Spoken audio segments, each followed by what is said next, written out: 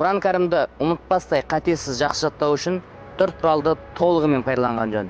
Біріншісі, оны көзбен қарап оқу. Бұл кезде сіз үшін бір ғана кітаптың болғаны өте маңызды.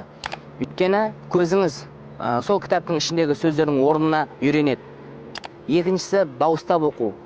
Дауыстап оқу бұл сіздің дауысыңыздың көркем, әдемі болуына және де махраждарыңыздың жақсы шығуына көмек береді. Үшіншісі, ол есту арқылы. Бұл кезде сіз өзіңіздің ұстазыңыздың немесе естіп жатқан қариыңыздың дауысын есту арқылы өзіңіздің тәжуидтік қателеріңізді және де дауысыңыздың ырғағын және де тоқтау ережелеріне байланысты жерлерді жөндеп аласыз. Төртіншісі, ол Құранды жазу арқылы. Енді жазудың пайдасы туралы Алла тағала өзі қаламмен ант еткен.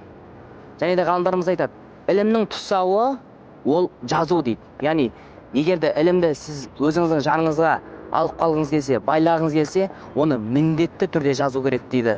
Осы аталған 4 құралды Құран жаттау барысында сіз міндетті түрде қолдануыңыз керек.